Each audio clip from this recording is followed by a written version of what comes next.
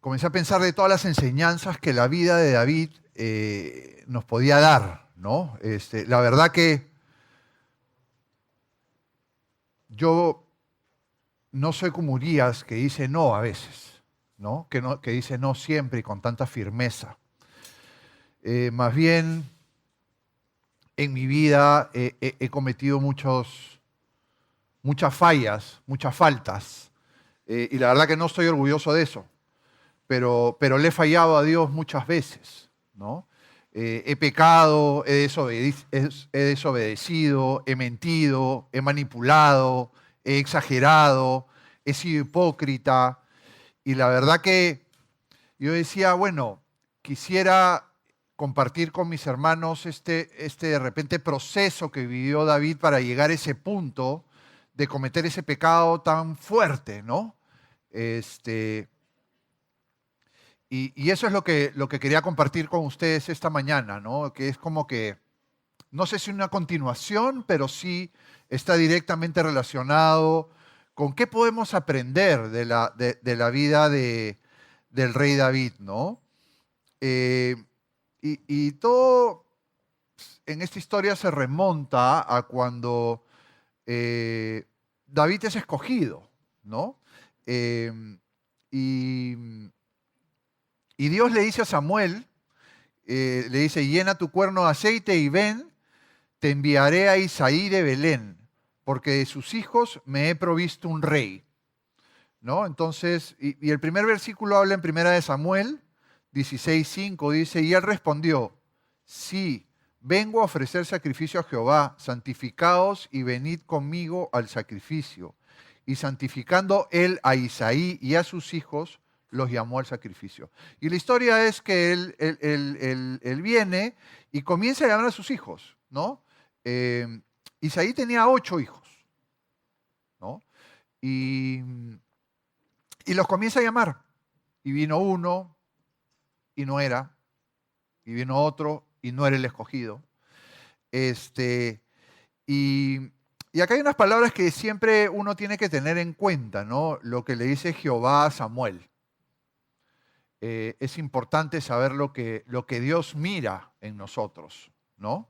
Y en 1 Samuel 16:7 lo dice, y Jehová respondió a Samuel, no mires a su parecer, ni a lo grande de su estatura, porque yo lo desecho. Porque Jehová no mira lo que mira el hombre, pues el hombre mira lo que está enfrente de sus ojos, pero Jehová mira el corazón. Entonces, lo que Dios le decía a Samuel era, no te esfuerces en mirar lo que hay afuera, lo que hay adentro de las personas es más importante. Y pasaron todos sus hijos, los 7. Y en una parte de la historia le pregunta, bueno, ¿y no te queda? Sí, me queda uno. Por ahí está, ¿no? El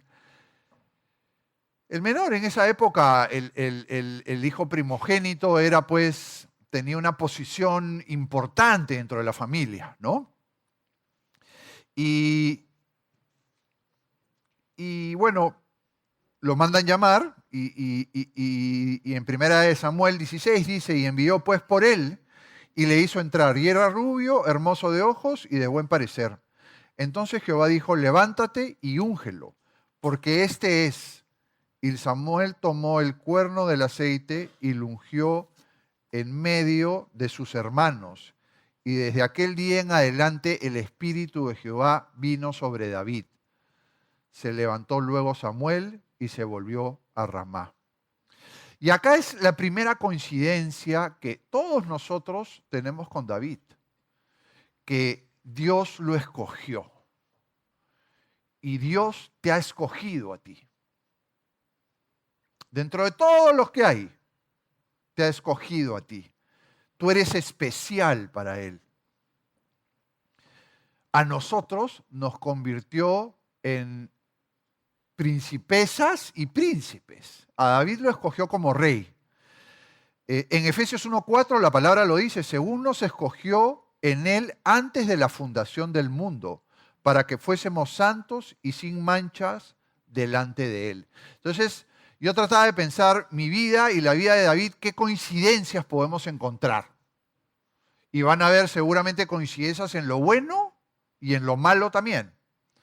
Y esa es la enseñanza que el Señor me ponía en mi corazón, que yo compartiera con ustedes, ¿no? Entonces, lo primero es que a ti te ha escogido Dios. Tú eres especial, siéntete especial, porque Él te está mirando. Y cuando Dios escoge a David por rey, no lo hace rey inmediatamente. No es que lo escoge y automáticamente lo hace rey, ¿no? En ese momento el rey era Saúl. Y bueno, después todos conocen la historia, ¿no? La historia de David y de Goliat y ese triunfo enorme que Dios le da a David, esa victoria excepcional frente a todo el mundo para resaltar el nombre de Dios, ¿no? Eh, y, y también ahí hay un punto de coincidencia con nosotros. No voy a entrar en la historia, pero yo creo que Dios a cada uno de nosotros nos ha dado victorias. Cada uno de ustedes tiene una historia que contar en sus vidas. Dios ha hecho cosas especiales con sus hijos, hace cosas especiales con sus hijos. Bueno, y esta historia de esta gran victoria que le da a David al matar a Goliat genera pues estos celos en Saúl que lo persigue y lo intenta matar, ¿no? Y, y- y hay una parte que a mí me impacta mucho, ¿no? Porque David tiene la oportunidad de tomar la justicia por sus manos. Tiene una oportunidad para matarlo y decide no hacerlo. Y eso a mí me enseña muchísimo. Él fue, y la palabra lo dice, que es respetuoso de ese ungido. Por más que estuviese mal, por más que lo persiguiera, por más que lo había intentado matar, él lo respeta. Esa es una cualidad excepcional de David, ¿no? Y eso es algo que nos tiene que enseñar a nosotros. Nos tiene que enseñar el respeto por las autoridades, el respeto por los hombres y mujeres de Dios, por más que puedan tener faltas o equivocaciones. Dios nos demanda un respeto hacia ellos. Y bueno, y después Saúl muere y David es proclamado rey, ¿no? Y yo trataba de analizar y seguir analizando la vida de David, qué cualidades realmente me impactan de él, ¿no? Y, y una en especial, que era que David era un guerrero, era un rey, que siempre le preguntaba a Dios qué hacer. Siempre le consultaba qué hacer, ¿no? En incluso circunstancias similares. Y ahí podemos, y yo te puedo preguntar, ¿tú le preguntas a Dios qué hacer? Sí, seguro, ¿no? Cuando tienes una decisión importante en tu vida, vas y le preguntas. Pero ¿le preguntas en las decisiones rutinarias? Porque David vamos a ver que sí lo hacía. En algo que para él lo hubiese podido hacer en piloto automático, volteaba donde Dios a preguntarle igual. Y esto está en 2 de Samuel 5:19. Dice, entonces consultó David a Jehová diciendo, ¿iré contra los filisteos? ¿Los entregarás en mi mano? Y Jehová respondió a David, ve, porque ciertamente entregaré a los filisteos en tu mano. David era un hombre de guerra. Había vencido a Goliat, que era filisteo. Podríamos decir que tenía experiencia en enfrentar a los filisteos. Y va y consulta, va y pregunta.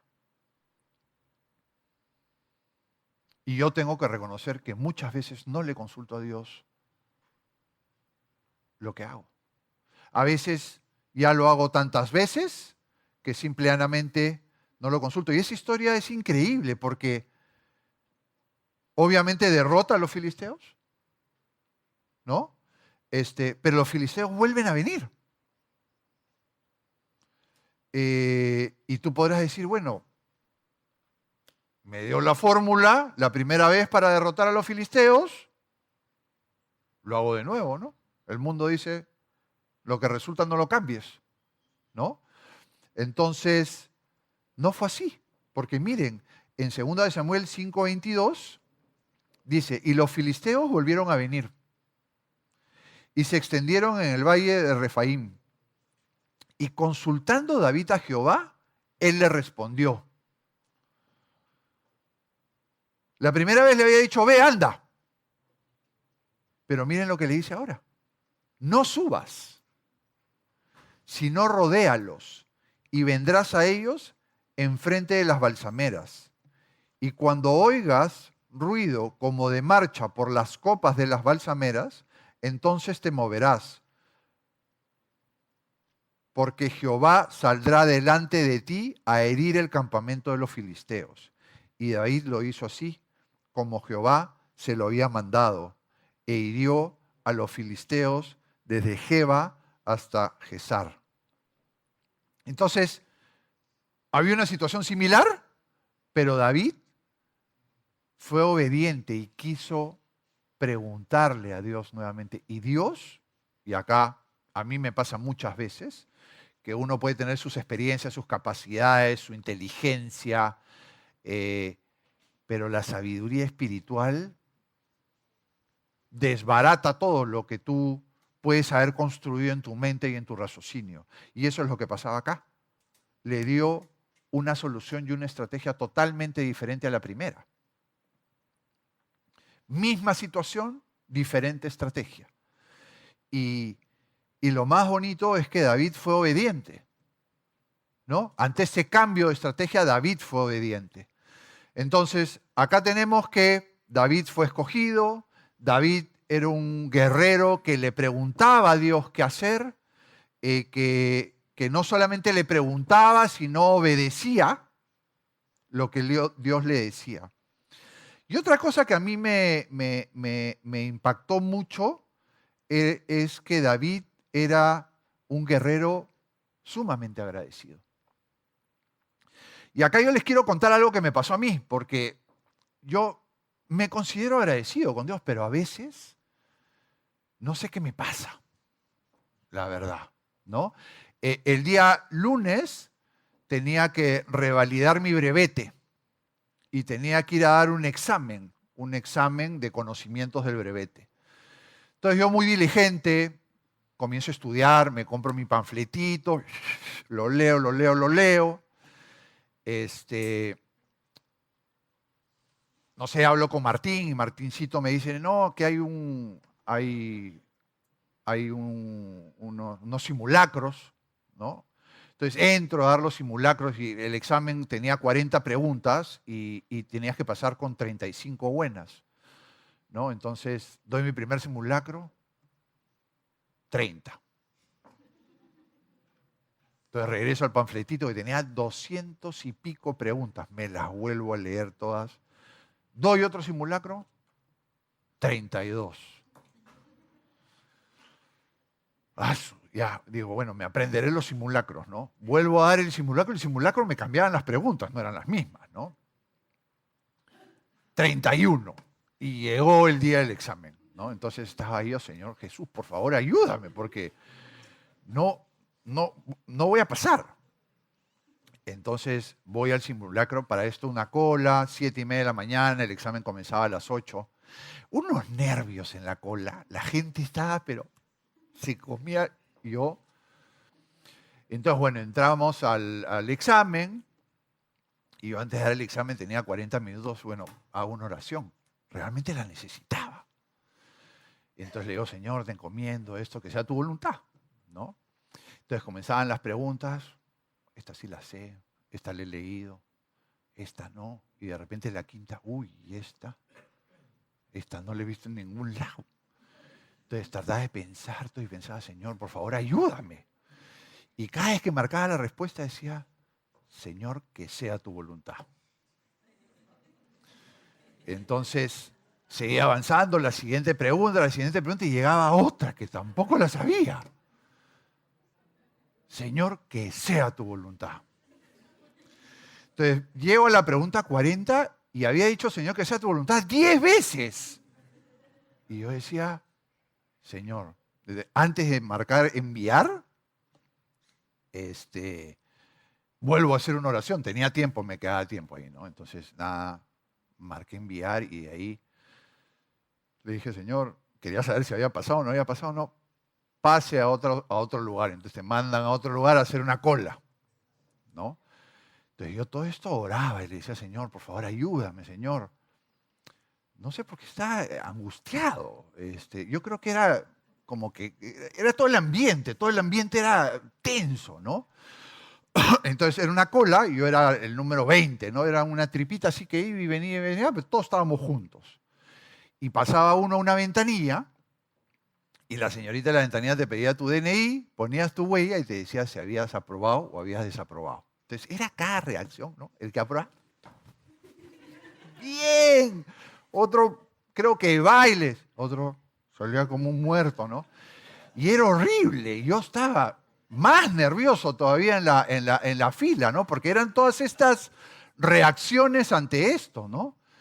Y faltaban 3 y la verdad que aprobaban menos de los que desaprobaban. O sea, jalaban a más. Era la verdad, ¿no? Entonces yo que soy todo matemático decía, bueno, sí, a este lo jalan, a este no, este que me toca a mí. Señor, yo creo que paso, ayúdame, decía, ¿no? Y faltaban 3, el tercero, jalao. El siguiente, jalao. El siguiente, jalao. Y llego yo primero en la fila y digo, Señor, por favor, tienes que ayudarme. Tienes que ayudarme, ya no sé qué hacer, estoy desesperado. Entonces paso y pongo mi huella digital y la señorita, más fría que un témpano de hielo, ¿no? O sea, no me demostraban nada. Me dice, Señor, ha pasado. Uf, pasé.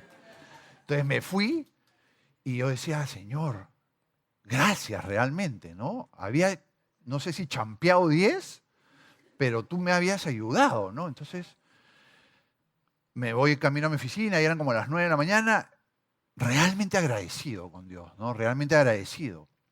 Pero llego y me dice, Señor, tienen que imprimir sus resultados para continuar el proceso.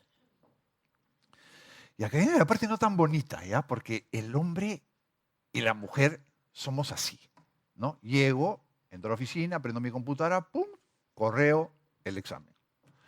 Entro al examen y me había sacado todas buenas.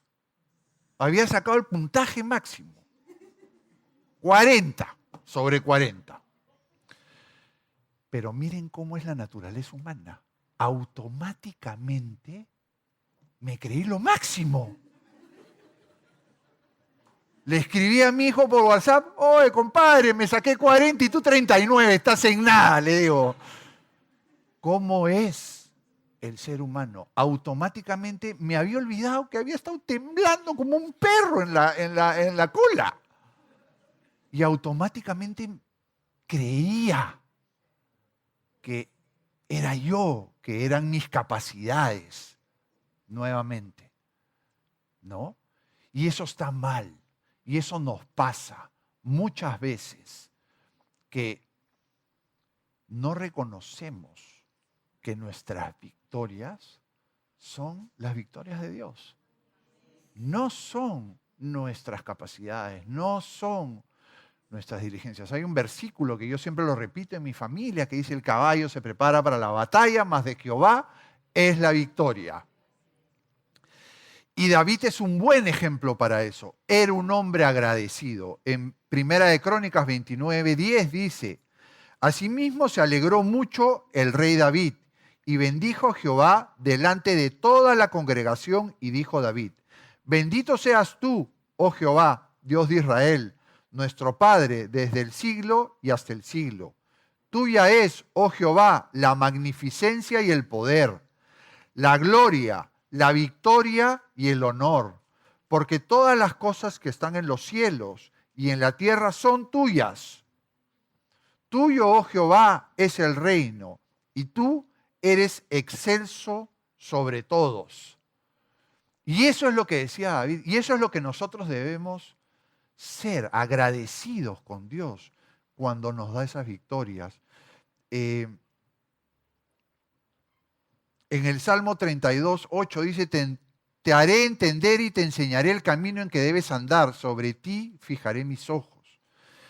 Y yo quería hacer esto porque esto es todo lo previo, y acá vemos a un rey David que fue escogido, que estaba cerca de Dios, que le consultaba, que era obediente, que era un hombre agradecido. Pero el caminar de una persona muchas veces no es consistente. Muchas veces no obramos de la misma manera. Muchas veces nos relajamos, nos dejamos estar. Y acá es donde viene este punto, que es el punto máximo, llamemos, de esta historia. ¿No? Que está y comienza en 2 de Samuel 11:1. Dice, aconteció el año siguiente, en el tiempo que salen los reyes a la guerra, que David envió a Joab y con él a sus siervos y a todo Israel, y destruyeron a los amonitas y sitiaron a Rabá, pero David se quedó en Jerusalén. Y acá comienza el inicio de todo ese mal que viene sobre David. ¿Han leído ese versículo? ¿Ven en algún momento que David le consulta a Dios qué hacer? No. Dejó de consultarle en esa decisión, en ese momento de guerra, como lo había hecho antes. En esa situación no lo hizo. Y yo pensaba dentro de mí, y a mí me pasa eso, pero a veces no es coincidencia que tú no le consultes a Dios, porque de repente estás un poco alejado de Él. No estás tan cerca de Él. No estás teniendo en ese momento una relación tan íntima con Él. Y comienzas a tomar tus propias decisiones en la vida. Y dejas de consultarle.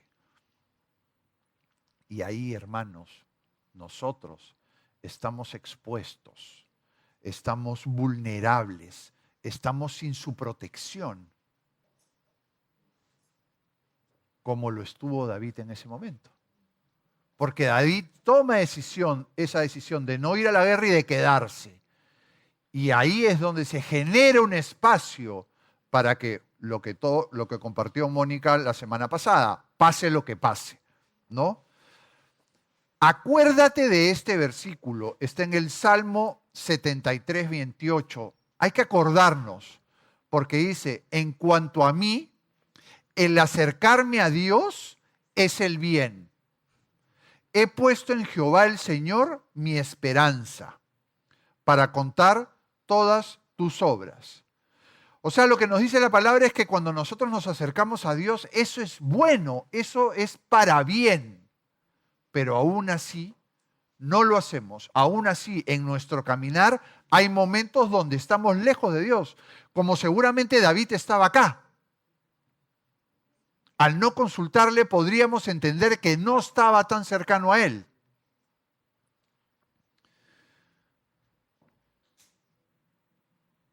Y eso puede pasar contigo cuando estás lejos de Dios. Estás expuesto, estás vulnerable. En 2 de Samuel 11:2 la historia continúa y acá se va poniendo más difícil. Y sucedió un día, al caer la tarde, que se levantó David de su lecho y se paseaba sobre el terrado de la casa real y vio desde aquel terrado a una mujer que se estaba bañando, la cual era muy hermosa. Y esto, cuando Mónica leía este versículo, yo tenía un hermano al costado y esto se me vino rápidamente, ¿no? La gente en la guerra y David durmiendo en la tarde. No estoy diciendo que hacerse una siestita está mal, pero ¿Se dan cuenta? Podríamos entender, y yo lo interpreto como que estaba relajado, ¿no? Como que, y en la segunda parte del versículo dice, y se paseaba, y desde el terrado vio una mujer, se paseaba por el terrado. Y ahí yo entendía como que, sí, pues, estaba perdiendo el tiempo, ¿no? Estaba dando vueltas por ahí, mirando. Y eso nos tiene que enseñar a nosotros que el ocio, el tiempo libre, muchas veces es fatal para nosotros. En ese tiempo libre es donde se gesta muchas veces el pecado, donde tú no tienes nada que hacer. Y eso es lo que yo interpreto de ese versículo. Se acababa de levantar, era la tarde, estaba paseando por ahí en el terrado y ve a esta mujer. Yo interpreto eso. O sea que yo les aconsejo llenar su tiempo leyendo la palabra, estando cerca de Dios, teniendo actividades. Porque si no están expuestos, como lo estuvo David. Y también me acordaba de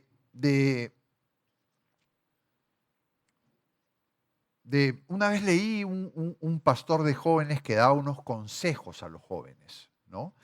Y los enumeré, los voy a leer rápido. Uno decía evitar las malas compañías, cuida tus conversaciones, cuídate cómo te vistes, cuida lo que miras, la televisión, las redes.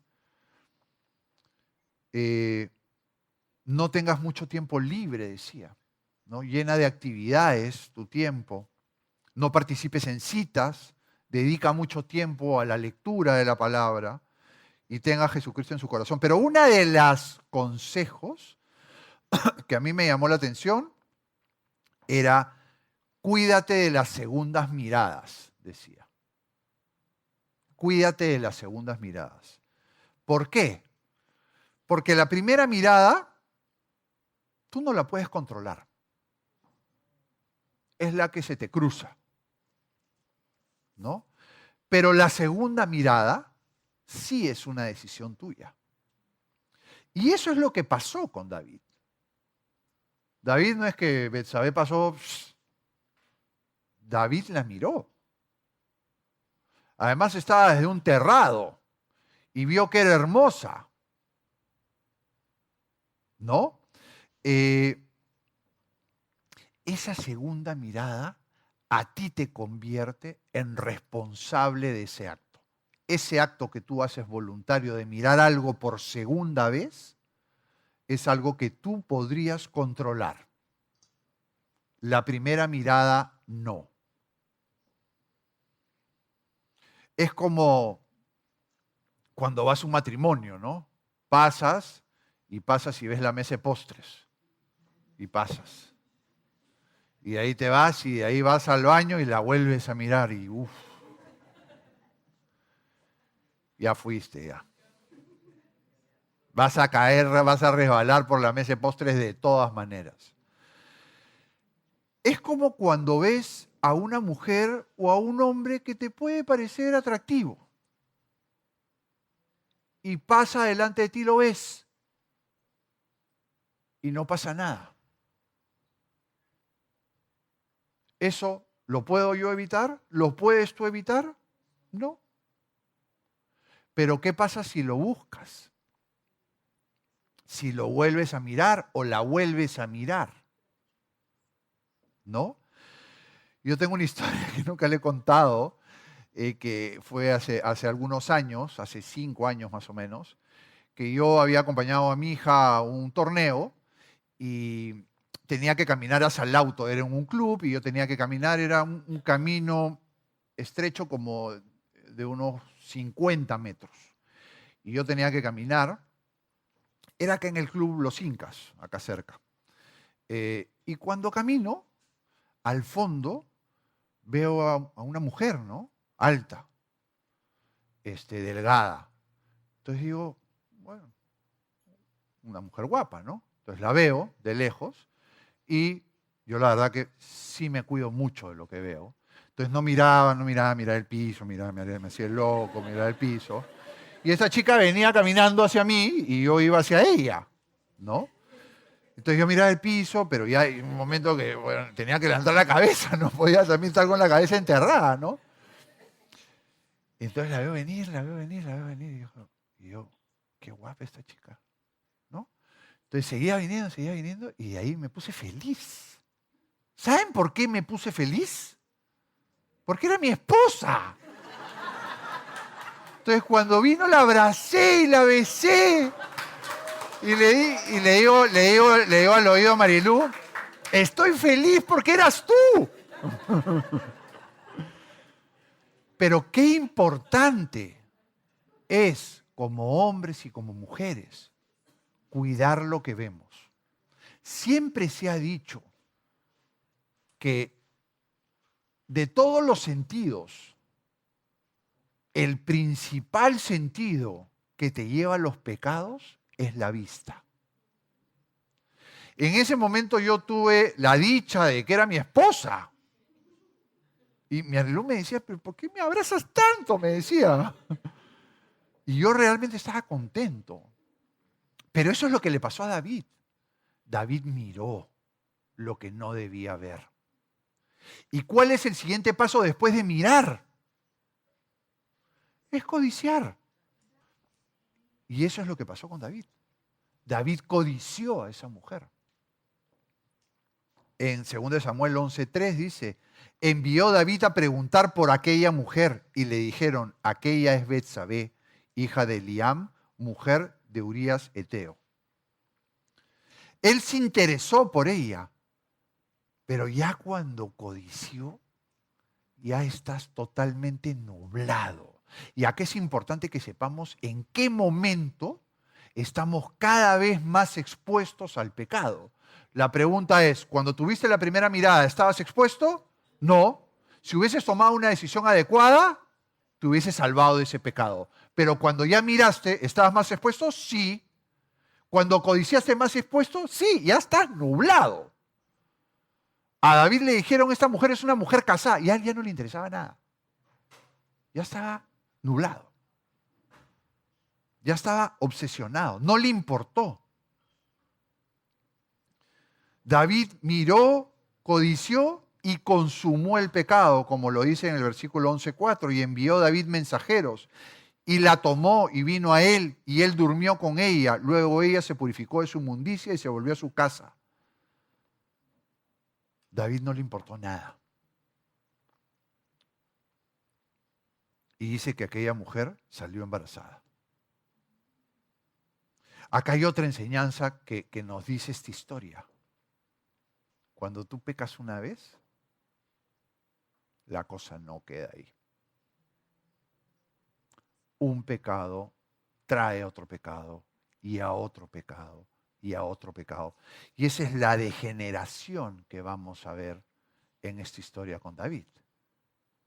No es que tú hagas un pecado y lo metes debajo de la alfombra, como se dice, y ahí queda. No. De ahí lo quieres tapar y para tapar cometes un pecado y otro pecado. Y miren cómo David miró, David codició, David adulteró. Pero después David, la historia nos lo cuenta, complotó para que Urías durmiera con su mujer.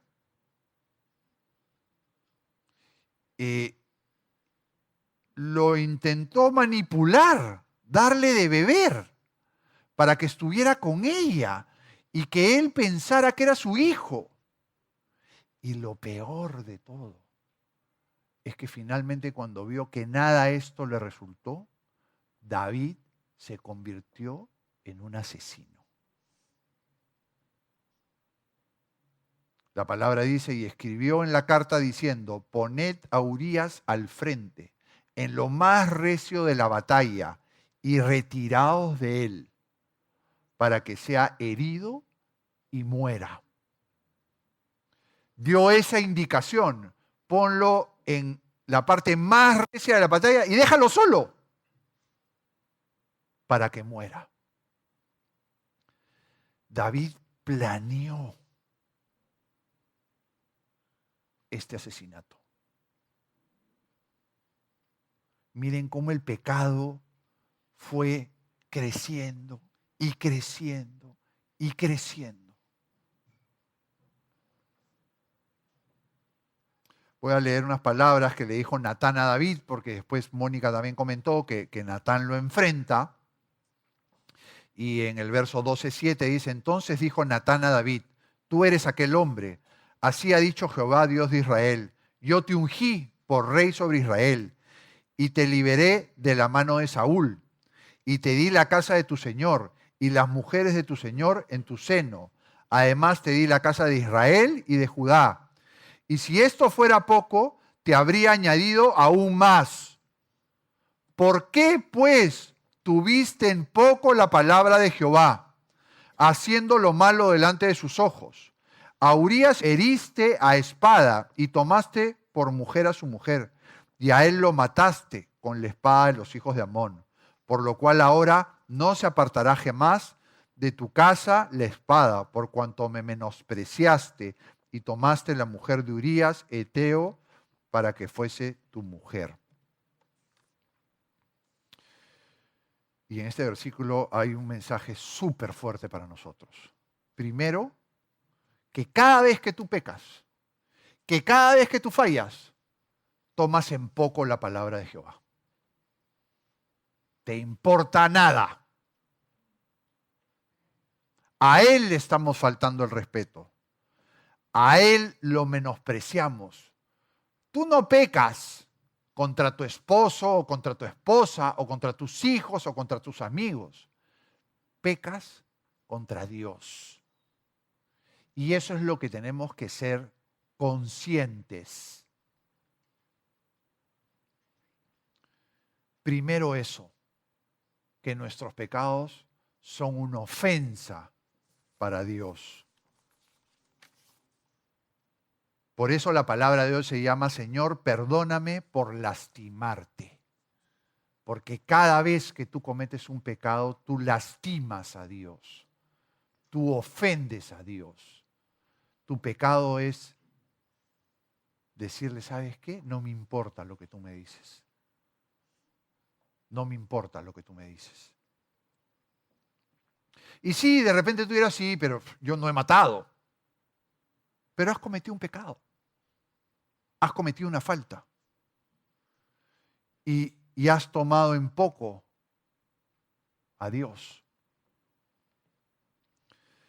Y bueno, otra enseñanza es que este pecado tiene consecuencias. Ese hijo muere. Y no solo muere, sino que después nacería Salomón, que sería quien sucedería a David. Pero después, Absalón, su hijo, asesinaría a su propio hermano. ¡Qué duro! Ver que de tus dos hijos uno mata al otro. Hay consecuencias en nuestros pecados.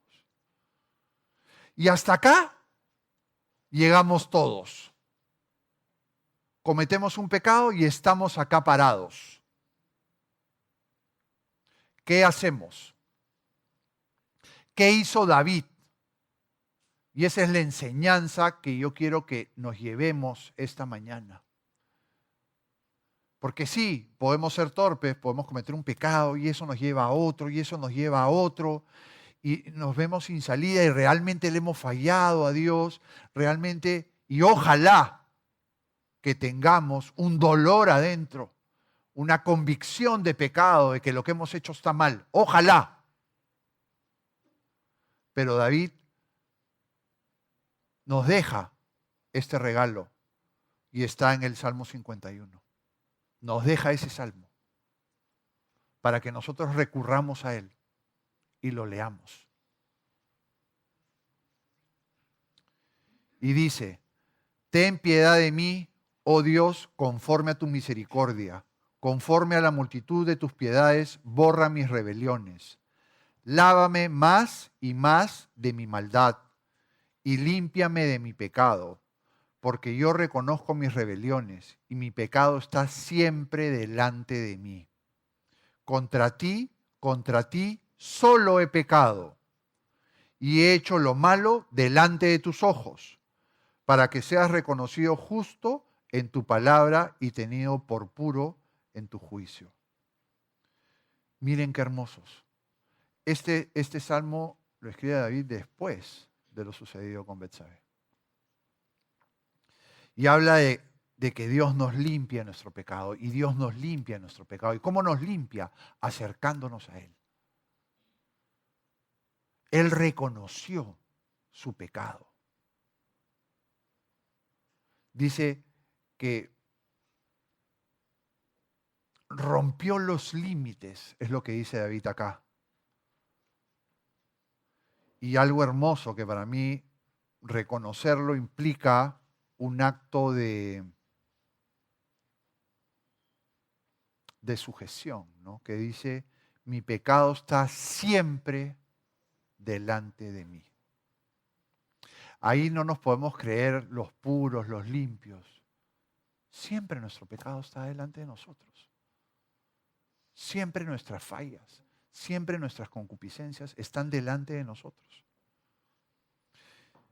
Y después en el versículo 4 dice, contra ti solo he pecado. Y eso es bien importante, hermanos, saber que nosotros pecamos contra Dios. Hacemos lo malo delante de sus ojos. Nosotros podemos creer que estamos bien, que estamos limpios, pero para Dios nada le es oculto. Para Dios nada le es oculto. Hay generación limpia en su propia opinión, dice la palabra. Y después el Salmo continúa. En el versículo 10 dice, crea en mí, oh Dios, un corazón limpio y renueva un espíritu recto dentro de mí. Acá David reconoce que él no puede en sus fuerzas, que es Dios quien va a crear un corazón limpio en nosotros. En ese proceso de transformación que tú vas a vivir cerca de Dios, es quien va a transformar tu corazón. Acuérdense que nuestro pecado va delante de nosotros. Y solo es Dios quien va a poder cambiar nuestro corazón, estando cerca a Él. Y el versículo 11 dice, no me eches delante de ti y no quites de mí tu Santo Espíritu. Dios puede quitar el espíritu de tu vida. Si tú eres un pecador recurrente, tú le faltas el respeto y ya no te duele, no hay ningún arrepentimiento en ti. No tienes convicción de pecado, no te importa, no lo tomas en cuenta, no le das la importancia en tu vida. Él puede alejarse de ti. Y mira lo que dice en el 12. Vuelve el gozo de tu salvación y espíritu noble me sustente. O sea, miren qué hermoso. David dice, tú me puedes transformar. Y si tú me transformas, ¿qué voy a hacer yo? ¿Qué va a hacer David con esa transformación? ¿Qué vas a hacer tú con esa transformación? Cuando Dios te cambie, cuando Dios te limpie. Y está en el versículo 13, dice, entonces enseñaré a los transgresores tus caminos y los pecadores se convertirán a ti. O sea, David dice, si tú me das ese regalo maravilloso de transformar mi vida como se los ha dado a ustedes, yo voy a asumir una responsabilidad contigo, que es, voy a contar tus buenas nuevas. Voy a ganar vidas a tu reino. Voy a hablar de ti. Voy a enseñar de ti. Y asume esa responsabilidad. En el versículo 17 de ese mismo salmo dice, los sacrificios de Dios son el espíritu quebrantado. Al corazón contrito y humillado no desperdiciarás tú, oh Dios. Y eso es lo que yo me quiero llevar de esta mañana. Creo que reconocer que nuestro pecado va delante nuestro implica saber que en algún punto le vamos a fallar a Dios. ¿Qué hacer en esa situación? Primero tratar de evitarlo, pero después acercarnos a Él, pedirle perdón. Y eso es lo que Dios quiere esta mañana. Yo no sé qué situación tú puedas estar viviendo. Yo no sé qué pecado puedas estar cometiendo. Qué concupiscencia puedas tener, con lo cual has luchado durante años, o meses, o días, o horas. Pero Dios sí lo sabe. Y yo te animo esta mañana a reconocer que somos débiles, que cometemos faltas y pecados y que necesitamos a un Dios perfecto para que nos ayude.